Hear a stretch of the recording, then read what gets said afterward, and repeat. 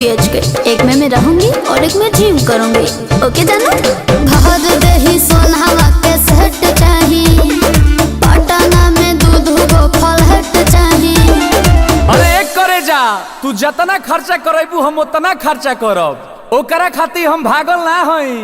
आ जदी हमरा के छोड़ के गइलू तो बुझ लीह हम संतोष पागल नहीं। बना बुझे ज्यादा तू चिराई उड़न बाज हो तो बुझ ली हम हई रंगा बाज हो। बुझ ली हम हई रंगा बाज हो। तू जानत हुआ कि हम ग्रेड ए पढ़ नहीं।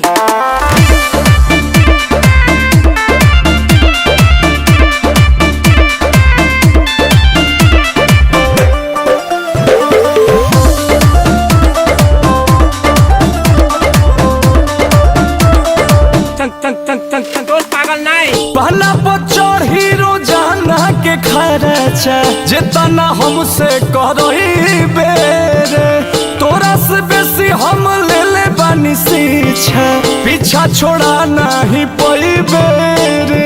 अच्छा के प्यार में हिसाब ना करा, माहौल खराब ना करा, बुझलो। अरे एक करे जा, जितना तोहरा से रात में बात कइले बानी न उतना केहू औरी खाती जागल ना है। लेकिन जदी तू हमार दिल तुरलू तो बुझ लीह हम संतोष पागल नहीं। बना बुझे ज्यादा तू चिराई उड़न बाज हो तो बुझ ली हम हई रंगा बाज हो। बुझ ली हम हई रंगा बाज हो। मारम ना एक फट की एको भाषा ना बोलबा कोनो विषय में। हई रंगा बाज हो,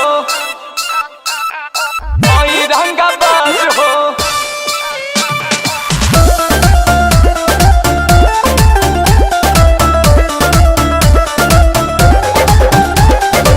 सब लेके प्यारी गदारी जे करबू, अंकुश के देखबू पहदर हो।